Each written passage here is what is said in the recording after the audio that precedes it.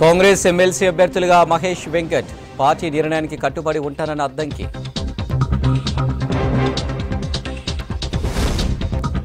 Paper లీకులు లేకుండా DSC నిర్వహిస్తాం, UPSC తరహాలో గ్రూప్స్ పరీక్షలన్న కోమటిరెడ్డి.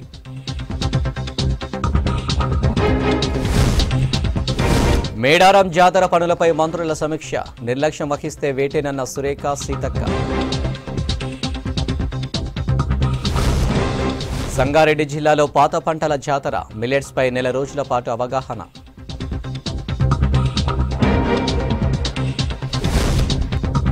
నిజామాబాద్లో ప్రాణాల మీదకు బ్లడ్ కొరత, దాతలు ముందుకు రావాలంటున్న డాక్టర్లు.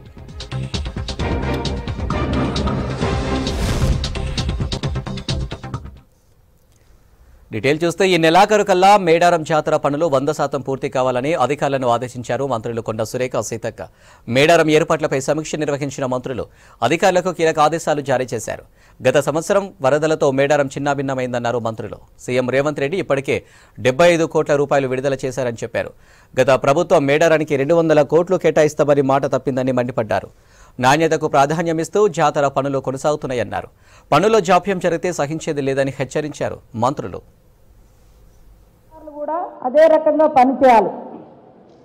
కాజ్వేకి సంబంధించి ఊరట్టంది లాస్ట్ టైం వట్టిగానే మట్టి పోసిర్రు, కానీ ఈసారి పైపులు వేసి దాని మీద సీసీ పోస్తున్నాం. ఎక్కడ ఏ చిన్న అవకాశం దొరికినా కూడా, లాస్ట్ టైం కొన్ని మట్టి పోసినా కూడా అట్లాంటిది వద్దు, పర్మనెంట్ స్ట్రక్చర్ కావాలని మేము చేస్తూ ఉన్నాం. అదేవిధంగా మీడియా పాయింట్ కోసం కూడా ఇంకొక సపరేట్ మీడియా పాయింట్ను కూడా ఈసారి ఏర్పాటు చేస్తూ ఉన్నాం.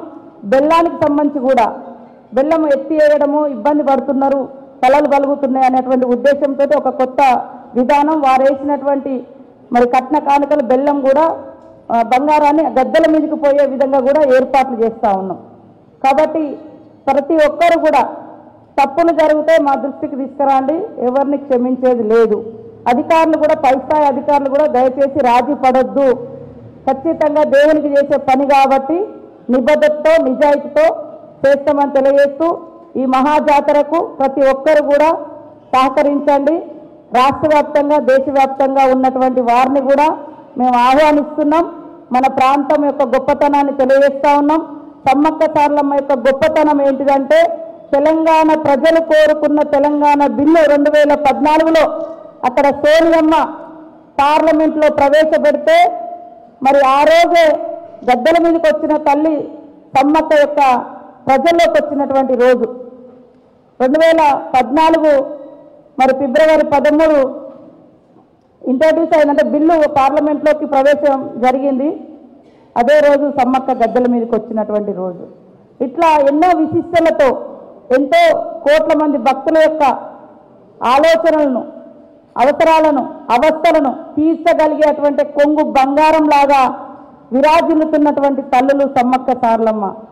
కాబట్టి ఎవరు ఎన్ని చిల్లర రాజకీయాలు చేసినా నిబద్ధతతో మేము చేస్తూ ఉన్నాం. నిబద్ధతతో పని చేస్తామని కూడా ఈ సందర్భంగా తెలియజేస్తూ అందరూ సహకరించాల్సిందిగా మనస్ఫూర్తిగా కోరుకుంటా ఉన్నాం. ఎందుకంటే గతంలాగా 2 సంవత్సరాలకు ఒకసారి జరిగిన తర్వాత ఎవరు జనం ఉండకుండా పోయేటువంటి ప్రదేశం కాదు ఇది.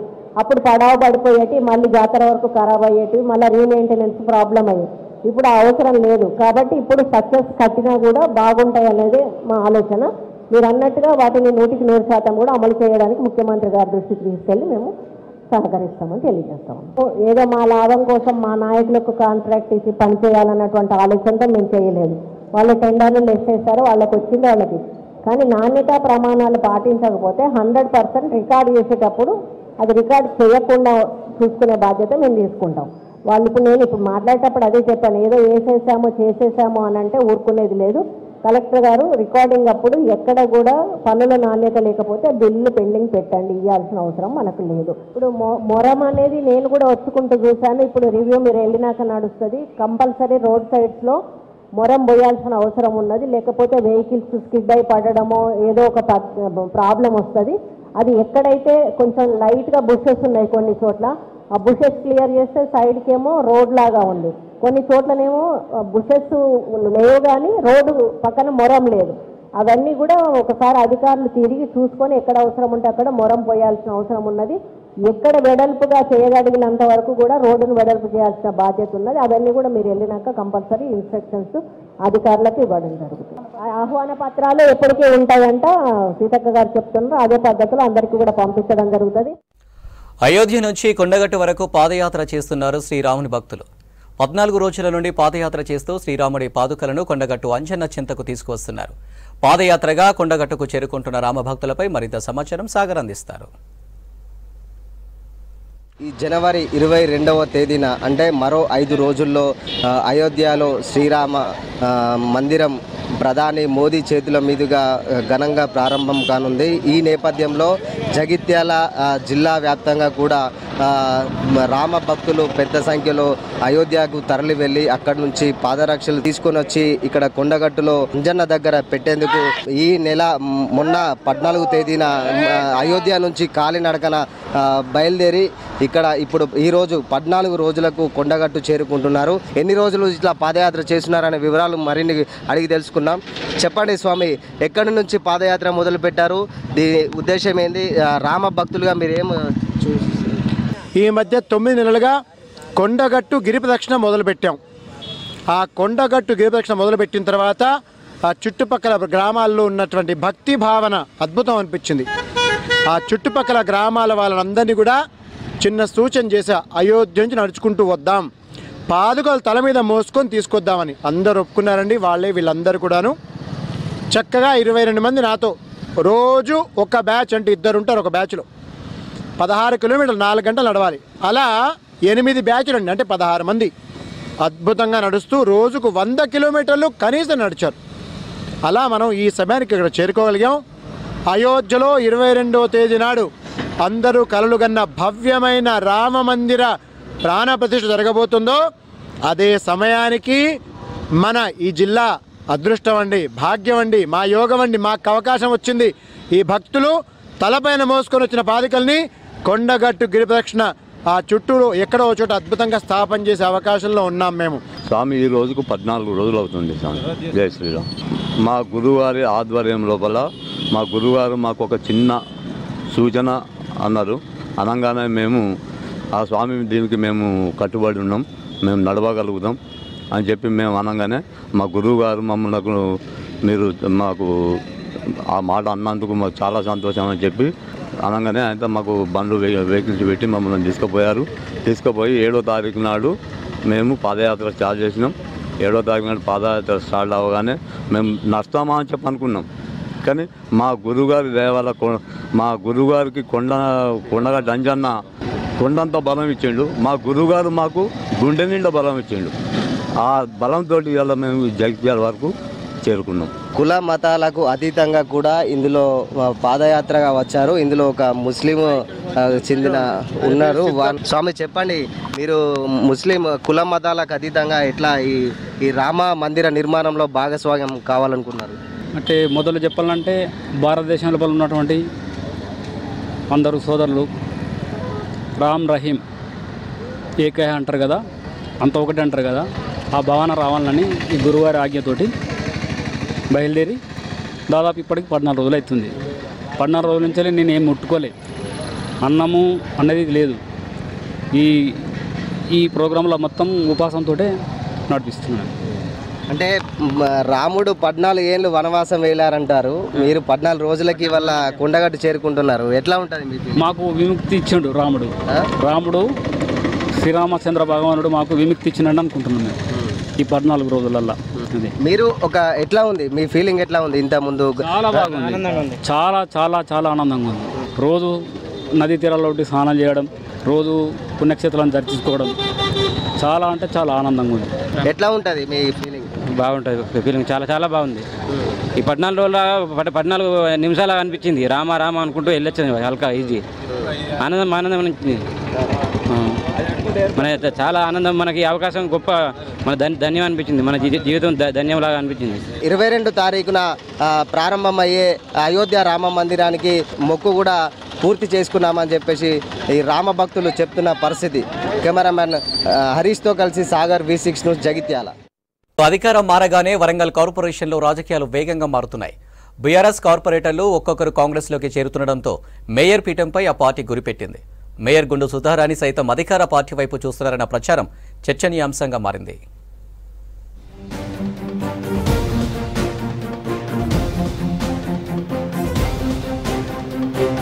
హైదరాబాద్ తర్వాత రెండో అతిపెద్ద నగరం వరంగల్ పై పట్టు సాధించేందుకు కాంగ్రెస్ మరింత ఫోకస్ పెట్టింది. జీడబ్ల్యూఎంసీలో మేయర్, డిప్యూటీ మేయర్ హస్తగతం చేసుకోవడం కోసం కసరత్తు చేస్తున్నట్లు తెలుస్తోంది. అటు operation Warangal south segment Hanumakonda నుంచి మొదలైనట్లు సమాచారం. ఇప్పటికే బీఆర్ఎస్ కు చెందిన 6 కార్పొరేటర్లు స్థానిక ఎమ్మెల్యే నాయని రాజేందర్ రెడ్డి నేతృత్వంలో అధికార కాంగ్రెస్ పార్టీలో చేరారు.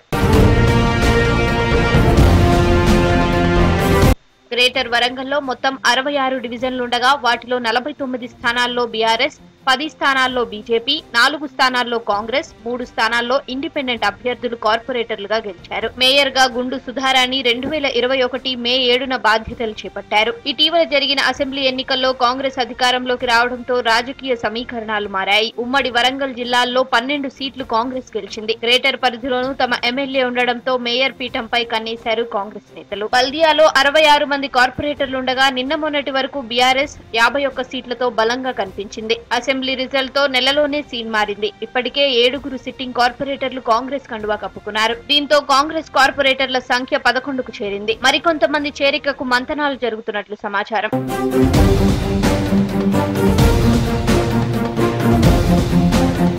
బీఆర్ఎస్ అధికారం కోల్పోవడంతో ఇన్నాళ్లు వెంట నడిచిన సొంత పార్టీ కార్పొరేటర్లు హస్తం గూటికి చేరుతుండటంతో మేయర్ గుండు సుధారాణి ఆలోచనలో పడ్డట్టు తెలుస్తోంది. ఆమె కూడా కాంగ్రెస్ వైపు చూస్తున్నారన్న ప్రచారం జరుగుతోంది. మరో 2.5 ఏళ్ల పదవీ కాలం ఉండడం, గ్రేటర్ కాంగ్రెస్ ఎమ్మెల్యేలు తన మేయర్ పీఠంపై కన్నెయడం ఆమె కలవరపడుతున్నట్లు సమాచారం. కారు వీడి కాంగ్రెస్ కండువా కప్పుకుంటేనే పదవి దక్కుతుందన్న భావనతో సుధారాణి పార్టీ మారే ఆలోచన చేస్తున్నారని ప్రచారం జరుగుతోంది.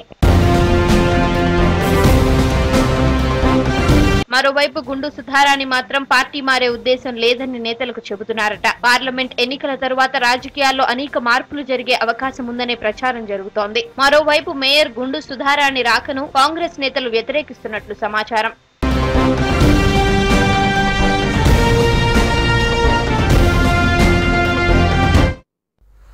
సర్కారు బడుల్లో అమలవుతున్న మధ్యాహ్న భోజన పథకం గాడి తప్పుతుంది. వంట ఏజెన్సీలకు బిల్లులు చెల్లించకపోవడంతో బకాయిలు పేరుకుపోయాయి. డబ్బులు ఇవ్వకుండా సరుకులు ఎలా తెచ్చేదంటూ ఏజెన్సీల నిర్వాహకులు తలలు పట్టుకుంటున్నారు. గుడ్డు రేటు కూడా పెరిగిపోవడంతో ఉమ్మడి ఖమ్మం జిల్లా వ్యాప్తంగా అనేక చోట్ల ప్రభుత్వ పాఠశాలల్లో గుడ్డు వర్ణించలేమని నిర్వాహకులు చేతులెత్తేశారు.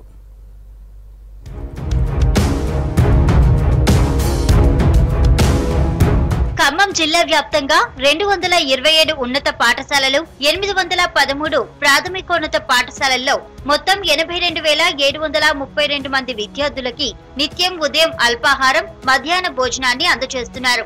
రోజుకో రకమైన వంటకాలతో వారంలో 3 రోజుల పాటు కోడిగుడ్డును ఇస్తున్నారు. వీటికి సంబంధించిన బకాయిలు పెద్ద మొత్తంలోనే రావాల్సి ఉన్నాయి. కోడిగుడ్లకు సంబంధించిన బిల్లులు ఆగస్టు నెల వరకే మంజూరయ్యాయి. అప్పటి నుంచి ఇప్పటి వరకు వాటి జాడే లేదు. గతంలో పెంచిన గౌరవ వేతనం 2,000 రూపాయల చొప్పున జూలై 2023 నుంచి మార్చి 2024 వరకు సంబంధిత మండల విద్యాధికారులకు మంజూరు చేస్తూ ఉత్తర్వులు జారీ చేశారు. అక్టోబర్, నవంబర్, డిసెంబర్ నెలల నిధులు మాత్రం విడుదలకు నోచుకోలేదు. మేము గత కొన్ని సంవత్సరాలుగా మధ్యాహ్నం భోజనం వండి పెడుతున్నారు కానీ గిన్నెల కాడ నుంచి అన్ని మాయేనండి. గత కొన్ని సంవత్సరాలుగా పాత ప్రభుత్వం వాళ్ళకి చెప్పి ఇసుకొచ్చేసిందండి. ఇప్పుడు కొత్త ప్రభుత్వం అన్నా మాకు ఏదైనా చేసిద్దామని ఇక్కడికి వచ్చాం సార్. కందిపప్పు వచ్చేసి 180 రూపాయలు అంటున్నారు. గ్యాస్ వచ్చి 1,100 రూపాయలు అయింది. ఇవన్నీ చేయాలంటే మేము చేయలేమండి. గుడ్డు 8 రూపాయలు వస్తుంది. మధ్యాహ్న భోజనం పథకం కింద 1 నుంచి 8వ తరగతి విద్యార్థులకు కేంద్ర రాష్ట్ర ప్రభుత్వాలు 60 నుంచి 40% చొప్పున నిధులు సమకూరుస్తాయి. 9, 10వ తరగతి విద్యార్థులకు అయ్యే వ్యయాన్ని మాత్రం రాష్ట్ర ప్రభుత్వమే వంట ఏజెన్సీలకు చెల్లిస్తోంది. మెనూలో భాగంగా విద్యార్థులకు ప్రతి సోమ, బుధ, శుక్రవారాలలో గుడ్డుతో భోజనం వడ్డించాలి. ఇందుకు గాను కోడిగుడ్డుకు 5 రూపాయల చొప్పున ప్రభుత్వం ఏజెన్సీలకు బిల్లులు చెల్లిస్తున్నాయి. ప్రస్తుతం మార్కెట్ లో గుడ్డు ధర 7 రూపాయలకు పైనే పలుకుతోంది. దీంతో ఒక విద్యార్థికి 2 రూపాయల వరకు కార్మికులు అదనంగా చెల్లించాల్సి వస్తోంది. ఈ లెక్కన ఒక్కో విద్యార్థి రూపంలో వారంలో 6 రూపాయలు అదనపు భారం పడుతోంది. భోజనంలో కోడిగుడ్డు వడ్డించలేమని అంటున్నారు కార్మికులు. పెరిగిన ధరలకు అనుగుణంగా ప్రభుత్వం బిల్లులు చెల్లించాలని కోరుతున్నారు. ఇప్పుడు కోడిగుడ్డు ఏమో 5 రూపాయలు ఇస్తున్నారు గవర్నమెంట్, మాకు 7 రూపాయలు పడుతుంది. 4 నెలలు 5 నెలలు అయినా కానీ గుడ్డు బిల్లు వేయటం లేదు. ఇప్పుడు ఆగస్టు నుంచి మాకు బిల్లులు రావాలి. జీతం పోయిన ప్రభుత్వం 3000 అన్నారు కానీ ఆ 3000 2 నెలలు ఇచ్చారు. మళ్ళీ ఇప్పుడు మళ్ళీ 4 నెలల నుంచి మళ్ళీ 6 నెలల నుంచి జీతం రావట్లేదండి. మేము ఇక చేయలేకపోతున్నాం. గుడ్డు అయితే ఆపేస్తున్నాం, జావా కూడా కాయటం లేదండి. భోజనం వరకు వండి పెడుతున్నాం. ఇప్పుడు అంతమంది పిల్లలకి వండి పెట్టాలంటే ఎక్కడ తెచ్చి మేము అప్పులు తెచ్చి వండి పెట్టామండి. నిత్యావసరాలు కూరగాయల ధరలు కూడా ఆకాశాన్ని అంటుతున్నాయి. కందిపప్పు కిలో 200 రూపాయలు, పెసరపప్పు 160కు చేరింది. ఇక కాయగూరలు రకాన్ని బట్టి కిలో 70 నుంచి 100 వరకు పెరిగిపోయాయి. పెరిగిన ధరలతో అప్పులు తెచ్చి వంటలు చేయాల్సి వస్తోందని నిర్వాహకులు వాపోతున్నారు. ఇదిలా ఉంటే ప్రభుత్వం విద్యార్థులకు ఉదయం రాగి జావ కాచి వడ్డించాలని ఆదేశించడంతో 6 నెలల నుంచి అందిస్తున్నారు. పిండిని ప్రభుత్వం సరఫరా చేస్తున్నా కట్టెలకు, గ్యాస్ కు బిల్లులు చెల్లించడం లేదు. సీఎం అల్పాహార పథకం కింద ఒక్కో పాఠశాలకు 60 నుంచి 70 వేల రూపాయల వరకు బిల్లులు విడుదల కావాల్సి ఉంది. సంబంధిత బకాయిలు రాకపోవడంతో నిర్వాహకులు అనేక ఇక్కట్లు ఎదుర్కొంటున్నారు. అప్పులు చేసి పిల్లలకు వంట చేయాల్సిన పరిస్థితులు నెలకొన్నాయి. దీనిపై ప్రభుత్వం ఉన్నత అధికారులు స్పందించి బకాయిలు మంజూరు చేసి తమ ఆర్థిక ఇబ్బందులను తీర్చాలని కోరుతున్నారు నిర్వాహకులు. మాకు నెల నెల వచ్చేటట్టుగా గిన్నెల సౌకర్యం, పుల్లల సౌకర్యం అవన్నీ చేసేటట్టు మా జీతాలు, కోడిగుడ్లు ఇవన్నీ వచ్చేటట్టుగా జీతాలు కూడా పెంచాలండి. మేము చేసిన దానికి దేనికి కూడా ఫలితం ఉండట్లేదండి. ఎంత చేసినా కానీ అదే పనిగా ఉంటున్నాం. మాకు అసలు గుర్తింపే లేకోకుండా ఉంటుందండి. ఇప్పుడన్నా కొత్త ప్రభుత్వం వస్తే మాకు ఇప్పుడన్నా న్యాయం చేస్తారని ఈయన కూడా కోరుకుంటున్నామండి. తమకు బిల్లులు మంజూరయ్యే వరకు విద్యార్థులకు వారంలో 3 సార్లు పెట్టే గుడ్డుని మాత్రం అందించలేమంటున్నారు వంట కార్మికులు. రాగి జావ కూడా పెట్టే పరిస్థితి తమకు లేదంటున్నారు. సీఎం రేవంత్ రెడ్డి స్పందించి గత ప్రభుత్వంలో పడని బకాయిలను మంజూరు చేయించి తమను ఆదుకోవాలని కోరుకుంటున్నారు. ఉమ్మడి నిజామాబాద్ జిల్లాలో రక్త నిల్వల కొరత ఇబ్బందిగా మారింది. రక్తం కొరత అత్యవసర సమయాల్లో ప్రాణాల మీదకు వస్తుంది. ప్రభుత్వ ఆసుపత్రుల్లో, రక్తనిధి కేంద్రాల్లో సరిపడ నిల్వలు లేక సమస్యలు ఎదురవుతున్నాయి.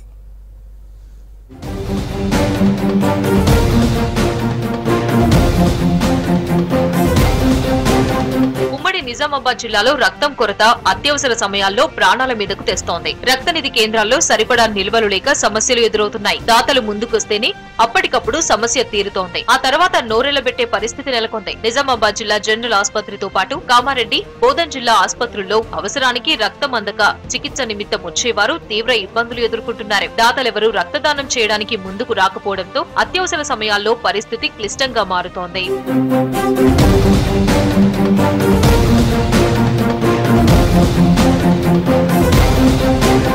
నిజామాబాద్ జనరల్ ఆసుపత్రిలో ప్రతి నెల 600కు పైగా ప్రసవాలు జరుగుతాయి. ఇందులో 65% పైగా శస్త్రచికిత్సలే జరుగుతాయి. ప్రసవ సమయంలో గర్భిణులకు రక్తం అవసరం పడుతుంది. ఎముకల శస్త్రచికిత్సలు వారానికి 50కి పైగా జరుగుతాయి. ఇవిగాక డయాలసిస్ పేషెంట్స్ ఉంటారు. అటు కామారెడ్డి జిల్లా ఆసుపత్రిలో నెలకు 400కు పైగా ప్రసవాల ఆపరేషన్లు జరుగుతున్నాయి. ఎముకల శస్త్రచికిత్సలు వారానికి 30కి పైగా జరుగుతాయి. ప్రస్తుతం రక్తనిధి కేంద్రాల్లో 30 యూనిట్లు మాత్రమే అందుబాటులో ఉన్నాయి.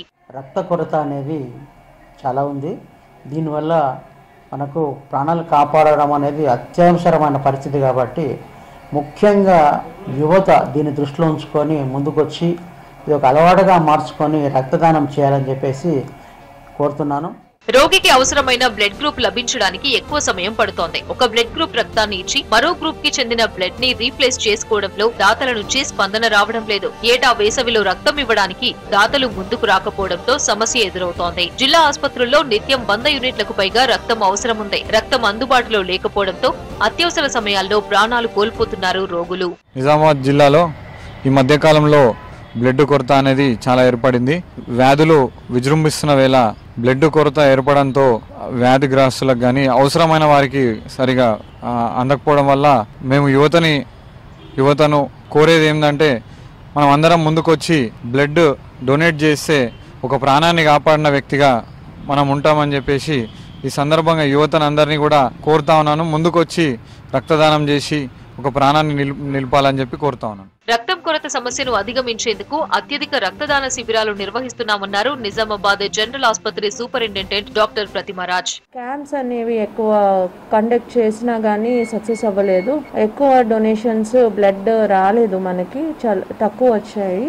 బట్ ఉన్నంతలో ప్రాపర్ గా బ్లడ్ డొనేట్ చేసేయడానికి మేము ప్రజలని వాళ్ళకి కావాల్సిన ఇన్స్పిరేషన్ అయితే మేము ఇస్తూ ఉన్నాము. అండ్ మా గవర్నమెంట్ హాస్పిటల్లో రక్తం అనేది చాలా ఇంపార్టెంట్. డెలివరీ కేసెస్ బాన్స్వాడ నుంచి, కామారెడ్డి నుంచి, నిర్మల్, బైన్స్, ఆదిలాబాద్ నుంచి చాలా క్రిటికల్గా లాస్ట్ స్టేజ్లో వస్తారు. రక్తదాతల కొరత కారణంగా నిజామాబాద్ జిల్లా జనరల్ ఆసుపత్రిలో రక్త నిల్వలు తరిగిపోతున్నాయి. రెడ్ క్రాస్ సొసైటీలు, బ్లడ్ బ్యాంక్ కేంద్రాలు తూతు మంత్రంగా పనిచేస్తున్నాయి. రక్తదాతలు, స్వచ్ఛంద సంస్థలు, యువత రక్తదానానికి ముందుకు రావాలని వైద్యులు కోరుతున్నారు.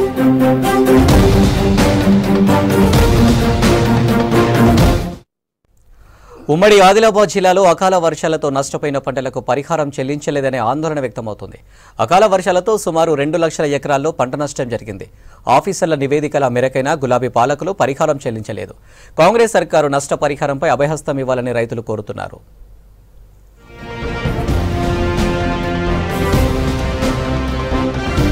ఉమ్మడి ఆదిలాబాద్ జిల్లాలో అకాల వానలకు సుమారు 2 లక్షల ఎకరాల్లో పంటలు నీటిపాలయ్యాయి. ఉమ్మడి జిల్లాలో సుమారు 16 లక్షల ఎకరాల్లో 8 లక్షల మంది రైతులు పంటలు సాగు చేస్తున్నారు. 2023 ఖరీఫ్ లో ఉమ్మడి జిల్లాలో సుమారు 1,00,000 ఎకరాల్లో పంటలు దెబ్బతిన్నాయి. ఇప్పటి వరకు పంట నష్టపరిహారం చెల్లించలేదు గత పాలకులు.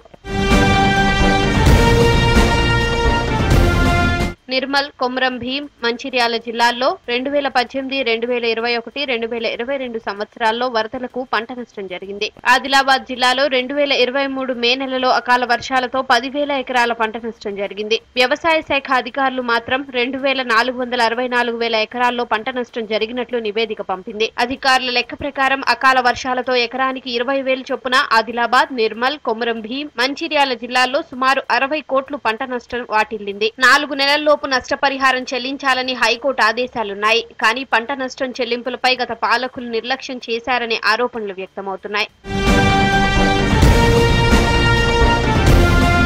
మంచిర్యాల జిల్లాలో వరి కోతలతో ఆరబెట్టిన వడ్లు అకాల వర్షాలతో సుమారు 6,000 ఎకరాల పంట నష్టం జరిగింది. పంట నష్టంపై వ్యవసాయ శాఖ అంచనా మేరకైనా పరిహారం చెల్లింపులు జరగడం లేదనే విమర్శలు వ్యక్తమవుతున్నాయి.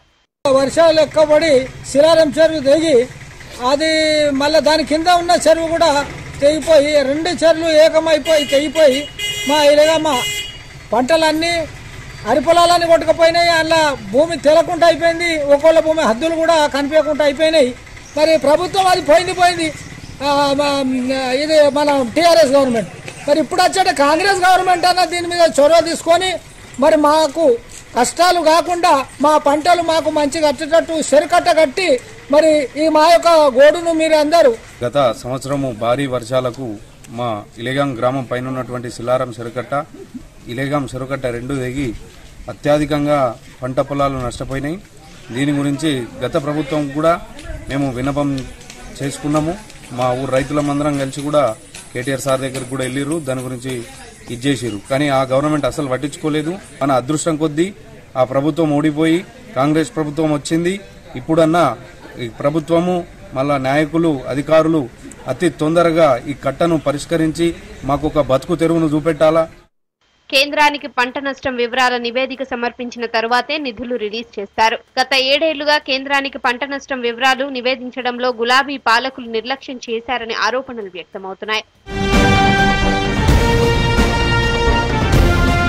అల్పపీడన ద్రోణితో జిల్లాలో భారీ వర్షాలు కురవగా 33% పంట నష్టం జరిగింది. దీనిపై అగ్రికల్చర్ ఆఫీసర్లు సర్వేల్లో 33% కంటే తక్కువగానే నమోదు చేశారని ఆరోపిస్తున్నారు రైతులు. అధికారులు మాత్రం నష్టపోయిన పంటల పూర్తి వివరాలు ప్రభుత్వానికి పంపామన్నారు. వర్షాకాలంలో చెరుకట్ట తెగిపోయి గ్రామ ప్రజలంతా బాధపడుతున్నారు పంటలు లేక. అయినప్పటికీ ఏ పంట కూడా సహకారం లేక ఆ రోజు టీఆర్ఎస్ ప్రభుత్వం ఉన్నప్పుడు కేటీఆర్ దగ్గర కూడా మా గ్రామస్తులంతా పెద్ద మనుషులు పోయినప్పటికీ ఎవరు పట్టించుకోలేరు. మరి ఇప్పుడైనా కాంగ్రెస్ ప్రభుత్వం వచ్చింది. మరి దయచేసి మా గ్రామం తరపు నుంచి, మా రైతు సోదరుల నుంచి మీకు అందరికీ విజ్ఞప్తి చేస్తున్నాము. చెరుకట్ట గురించి మీరు అందరు పట్టించుకొని రైతులకు బ్రతికించాలని. అకాల వానలతో జరిగిన పంట నష్ట పరిహారం మంజూరులో జాప్యంపై రైతులు ఆగ్రహం వ్యక్తం చేస్తున్నారు. కాంగ్రెస్ ప్రభుత్వమైనా తమను ఆదుకోవాలని కోరుతున్నారు. ఉమ్మడి ఆదిలాబాద్ జిల్లాలో రాజకీయ నేతల వలసల వల్ల ప్రధాన పార్టీల బలాబలాలు మారుతున్నాయి. రాష్ట్రంలో అధికార మార్పులు జరిగాక ఇప్పుడిప్పుడే అధికార హస్తం అందుకుంటున్నారు కీలక నేతలు. ప్రలోభాలతో లీడర్లకు గాలం వేసిందని బీఆర్ఎస్ ఆరోపిస్తుంది. గతంలో నేతలు పార్టీ మారినప్పుడు ప్రలోభాలు పెట్టారా అని కాంగ్రెస్ ప్రశ్నిస్తుంది.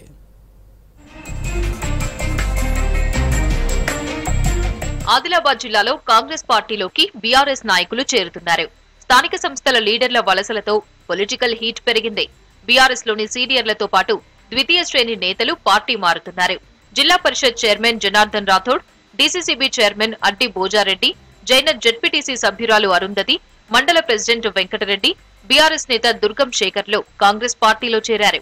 గత డిసెంబర్ 3న ఎన్నికల ఫలితాలతో తెలంగాణ ఉద్యమం కోసం టీఆర్ఎస్ లో చేరిన మాజీ కాంగ్రెస్ నేతలు స్నేహహస్తం కోసం ఎదురు చూస్తున్నారు. ఎన్నికల ప్రచారంలో బీఆర్ఎస్ సీనియర్ నేత బాలూరి గోవర్ధన్ రెడ్డి కాంగ్రెస్ పార్టీలో చేరారు. ఆదిలాబాద్ జిల్లాలో కాంగ్రెస్ పార్టీలోకి ప్రధాన పార్టీల నేతలు, క్యాడర్ వలసలు ఊపందుకున్నాయి.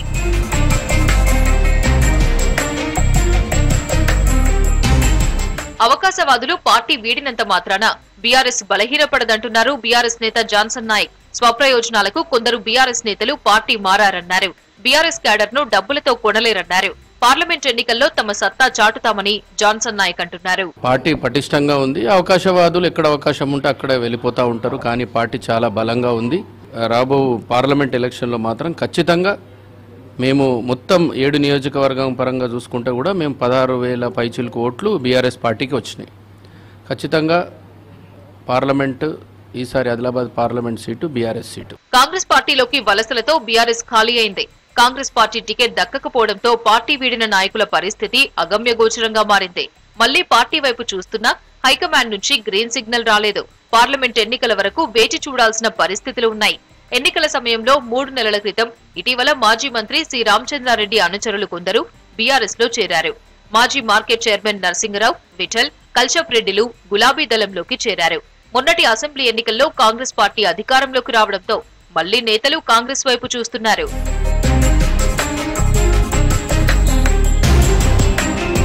ఎలక్షన్ టైంలో ఆకర్ష్ వలసలు సహజమేనన్నారు కాంగ్రెస్ నేతలు. ఎవరిని ప్రలోభ పెట్టాల్సిన అవసరం లేదన్నారు. కాంగ్రెస్ పార్టీకి ప్రజాదరణ లభించడంతో అధికారంలోకి వచ్చిందన్నారు. పార్లమెంట్ ఎన్నికల నాటికి బీఆర్ఎస్ మొత్తం ఖాళీ అవుతుందంటున్నారు కాంగ్రెస్ నేతలు. పార్టీ ఖాళీ అవుతుంది. బీఆర్ఎస్ పార్టీ అసలు ఒక సీట్ రావడం కూడా చాలా కష్టం. లోకల్ బాడీ కానీ ఒకసారి పార్టీ వాళ్ళు మార్చడం ఒక్కొక్కరు ఆలోచన వచ్చినప్పుడు ఖచ్చితంగా ఈరోజు జెడ్పీ చైర్మన్ కూడా రావడం జరిగింది. అలాగే జెడ్పీటీసీలు కూడా రావడం జరిగింది. మరి చైర్మన్లు కూడా ఇతర చైర్మన్లు కూడా పార్టీలో జాయిన్ అయ్యారు. మరి ఖచ్చితంగా నేను పార్టీలో మళ్ళీ ఎంపీకి బరిలో ఉన్నప్పుడు ఖానాపూర్ మొత్తం ఖాళీ చేస్తాను. పవర్లోకి వచ్చిన కాంగ్రెస్ పార్టీలోకి వలసలు పెరగడంతో బీఆర్ఎస్ ఖాళీ అవుతుందనే చర్చ జరుగుతోంది. పచ్చని అడవుల మధ్య కొలువైన ఆదివాసీ అమ్మవార్లను కొలుచుకునే మహాజాతర మేడారం జాతర. 4 రోజులు జరిగే జాతర సమయంలో ఓ కుగ్రామం మెట్రోపాలిటన్ సిటీని తలపిస్తుంది. ఎక్కడ చూసినా భక్తుల కోలాహలం, విడిది చేసిన ప్రాంతాలే కనిపిస్తాయి. భక్తి పారవశ్యానికి ప్రతీకగా నిలుస్తున్న మేడారం మహాజాతరను ప్లాస్టిక్ రహిత జాతరగా నిర్వహించేందుకు సర్కార్ దృష్టి సారించింది.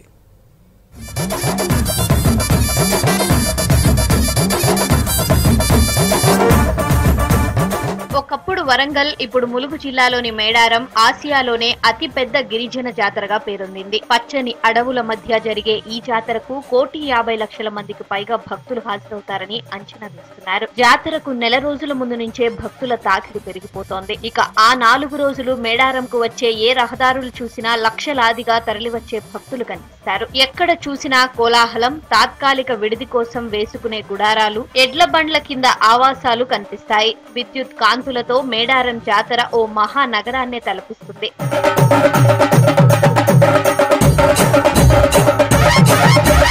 జాతర ముగిసిన తరువాత భక్తులు వదిలి వెళ్లిన వ్యర్థాలతో అటవీ ప్రాంతం మొత్తం నిండిపోతుంది. ఎక్కువగా ప్లాస్టిక్ వాటర్ బాటిల్స్, గ్లాసులు, విస్తరాకులు, కవర్లు కనిపిస్తాయి. ఈ క్రమంలో పారిశుద్ధ్య నిర్వహణ అధికార యంత్రాంగానికి పెద్ద సవాల్గా నిలుస్తోంది. పర్యావరణానికి పెద్ద ముప్పుగా వాటిల్లే ప్లాస్టిక్ వ్యర్థాలు ఆందోళనకు గురి చేస్తున్నాయి. ఒకప్పుడు 2 ఏళ్లకోసారి మేడారం జాతర 3 రోజులు జరిగేది. ఆ తరువాత ఈ ప్రాంతం నిర్మానుష్యంగా మారేది. ప్రస్తుతం అమ్మవార్ల నిర్మాణానికి రోజు 3000కు తగ్గకుండా భక్తులు వచ్చిపోతున్నారు. ఆది, బుధ, గురు, శుక్రవారాల్లో ఈ సంఖ్య 10,000 దాటుతోంది. కుటుంబ సమేతంగా వచ్చిన వాళ్లు చెట్ల మధ్య విడిది చేస్తున్నారు. ఈ క్రమంలో ప్లాస్టిక్ సంచులు, గ్లాసులు, విస్తరాకులు, వాటర్ బాటిల్స్ విచ్చలవిడిగా పడేస్తున్నారు. ఈ క్రమంలోనే మేడారం పరిసర ప్రాంతాల పర్యావరణాన్ని పరిరక్షించడానికి సర్కార్ దృష్టి పెట్టింది.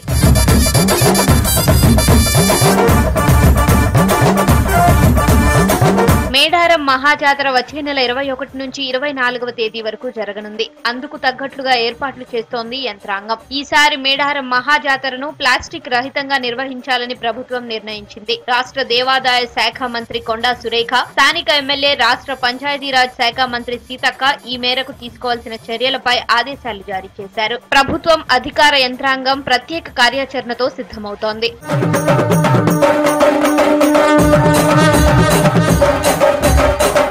జాతరను ప్లాస్టిక్ రహితంగా మార్చేందుకు ఓ ప్లాన్ సిద్ధమవుతోంది. మేడారంలో ఎక్కడా ప్లాస్టిక్ సంచులు, నీళ్ల సీసాలు, ప్లేట్లు, గ్లాసులు, ఇతర ప్లాస్టిక్ వస్తువులు తీసుకురాకుండా ప్రధాన రహదారుల గుండా తనిఖీ కేంద్రాలను ఏర్పాటు చేస్తారు. ప్రస్తుతానికి 25 వరకు ఏర్పాటు చేయాలనుకుంటున్నారు. పర్యవేక్షకులను నియమించి బృందాలతో నిరంతరం తనిఖీ చేసి ప్లాస్టిక్ వస్తువులను సేకరిస్తారు.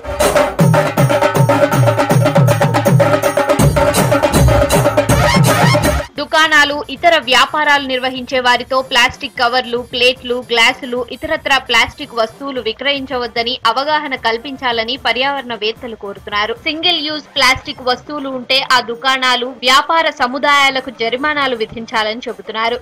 తెప్పలుగా ప్లాస్టిక్ వస్తువులు, బాటిళ్లు, కవర్లు ఎక్కడ పడితే అక్కడ విచ్చలవిడిగా, మరి ఈవెన్ ఆ జంపానవాగులో కూడా మేము చూసినటువంటి సందర్భం ఉన్నది.